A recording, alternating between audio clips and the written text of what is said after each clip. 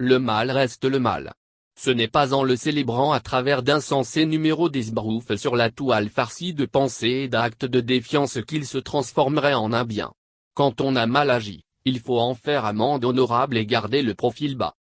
Le jeune frère Touré Issiaka, certainement instrumentalisé et abandonné à son sort, s'est illustré par un acte inqualifiable, exécrable, répugnant du point de vue des valeurs non seulement humaines, mais aussi démocratiques et républicaines, qui plus est, dans une ère géographique qui n'est pas sa terre natale, en situation irrégulière, où l'application de la loi est impitoyable, implacable, irrémissible, en dehors de tout sentimentalisme. C'est donc dire que Touré Issiaka s'est mis, en toute inconscience, dans une situation fort inconfortable, incommodante. Il est vraiment dans la panade, dans pain comme on le dit à Abidjan dans un langage argotique, car les pièces à conviction surabondent et je ne vois par quel miracle il pourrait sortir indemne, c'est-à-dire avec un casier judiciaire immaculé de cette affaire. Vu les éventuelles charges, il risque, à minima, 15 ans d'emprisonnement ferme dans la mesure où tout semble indiquer que nous sommes dans un contexte d'agression physique préméditée et aggravée voilant des intentions loin d'être saines, catholiques. Quoique sur un espace qui n'est pas le nôtre, précisément occidental, nous restons africains et nous revendiquons une culture dans laquelle les notions de pardon, de tolérance occupent une place basale. Il faut donc en user, surtout en une telle triste circonstance où on aura dévalé de plusieurs marches, l'escalier de la civilisation.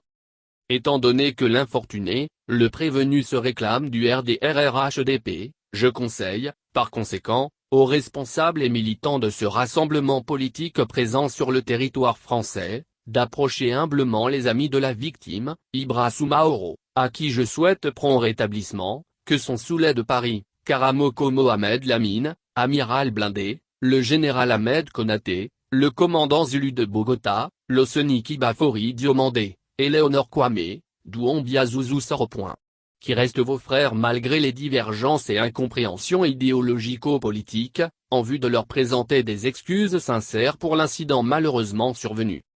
Vous pourrez étendre ces excuses au président Guillaume Soro de qui se réclame Ibra Soumaoro, à Maître Afoussiata Bamba Lamine qui ont suffisamment démontré leur sens élevé du pardon et volonté inébranlable d'aller à la réconciliation en vue de l'émergence d'une véritable nation ivoirienne. Ces démarches estampillées des sceaux de l'humilité et de la fraternité, pourraient conduire, c'est mon vœu le plus ardent, au retrait des plaintes qui auront été déposées en vue de déboucher, in fine, sur un règlement à l'amiable ou au pire des cas, au cas où le procès se tiendrait, d'impacter considérablement au sens de réduire l'étendue dans le temps de la peine de prison qui lui sera administrée. Je vous prie donc de mettre un terme radical à la production de posts et de vidéos de défiance qui ne font que jeter de l'huile sur le feu et compliquer davantage la situation de votre camarade, votre militant.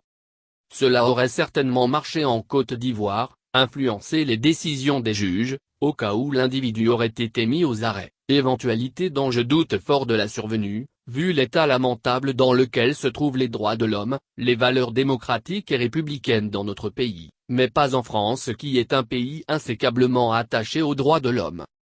Arrêtez de bâtir des châteaux en Espagne, car aucune intervention ou décision d'un homme politique dans ce monde, fût-il légal de Dieu ou d'extraction extraterrestre, ne peut influencer la teneur d'une décision de justice en France.